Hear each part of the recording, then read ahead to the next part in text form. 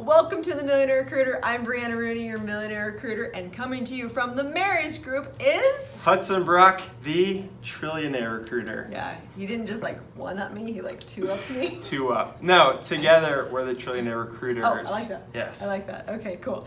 So I have the privilege of knowing Hudson, and he has driven all this way down to come talk about, what are we talking about today? Negotiating. We're going to talk about how you navigate a negotiation from the candidate side and the client side, because it's a two-sided close. Because who pays our bills? The client pays our bills. All the candidates, feel free. Yeah, absolutely.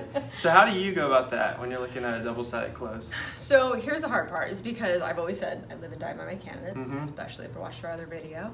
But again, you want to make both sides happy. And I don't know if there's like some class that we don't know about, but everyone negotiates 5K more. It like just makes them feel better. Like they can sleep at night. Like I didn't leave any money on the table. That 5K really just, after taxes, come on, what's 5K? But yeah, that makes everybody feel better. But you also have to let the client know that as well. Like I'm just telling you, this person might have asked for 150. You'll give it to them, but they're gonna ask you for 155. So what do you tell the client to do? Yeah, absolutely. I think it all starts with painting the full compensation package, really, because people do, like you say, get caught up in wanting that little win, the feeling of, oh, I got 5K more. I think it's about a win. Yep. It's the feeling more so than the actual numbers behind it. So you have to find a way of you or the client, ideally both, tag teaming the close and saying, hey, here's the full picture of why this is a win and how we are investing in you from the beginning. Do you agree with that? Yeah, so you're focusing more on psychological and Yeah. career growth. We like to think that we're so rational, but we're really emotional. People are very emotional. We like to we base a lot of our decisions on feelings, whether we admit it or not, right?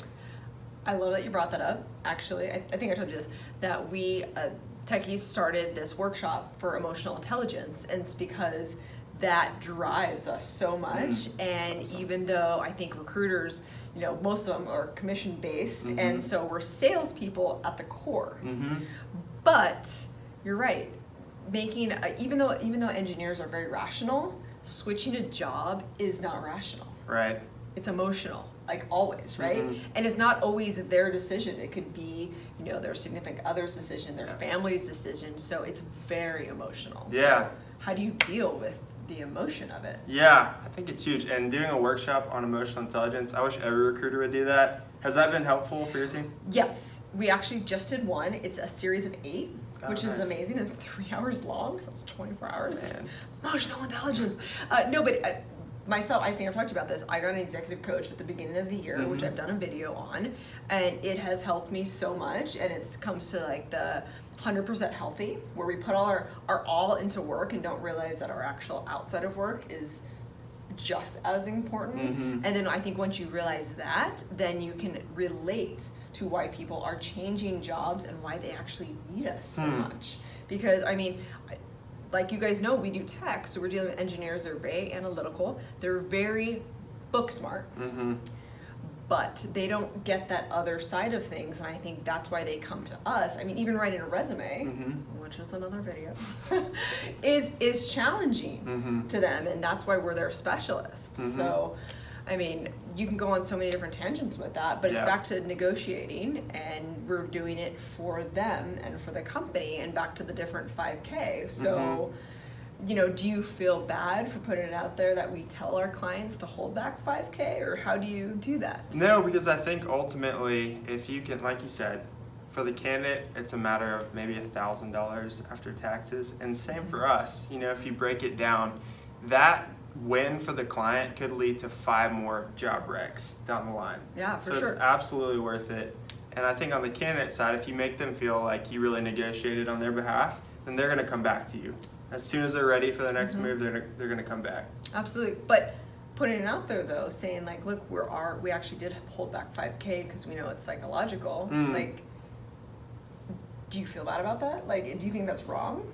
No, I don't. If I think that I'm advocating for the best total package that we can get the candidate based on, this is a big thing. Yeah. First call, most important, right? It's where you start closing. We always ask for a mission statement for the search from both sides. What do you mean by that? So we'll say to a candidate, hey, if you were to put into 1 or 2 sentences what your mission statement is for the search, they're going to have to say what the most important thing is to them, the most important feature of their next job. And so that's what we're going to tie back to every time that we're working on a negotiation is, hey, this is what you told me was the most important thing. This was our intention when we started, and this is what we got you, and it matches. And if that matches most of the time, $5,000 is not the deciding factor. I love that. You actually gave me the chills. You know my money chills. Oh, Okay, that was good. Because I think that's so crucial. And when you talk about training people and having them understand what really an intake is, because a lot of people go, I'm just like interviewing this person. It's not an interview. You're right. It's a mission statement. And when you bring up mission statement, that just gets you like right here. Like, why am I really looking? What drives me nuts, and I know a lot of us senior people, techies nuts, is why are they looking?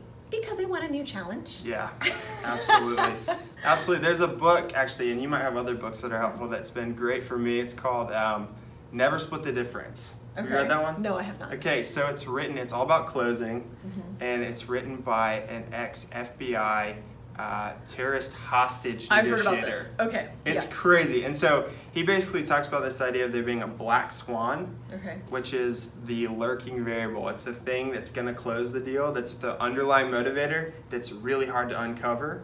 And I'm sure you've seen this with candidates. Like they're going back and forth. They're talking about money. They're talking about the new challenge. But maybe there's something totally different. They just went through a bad breakup.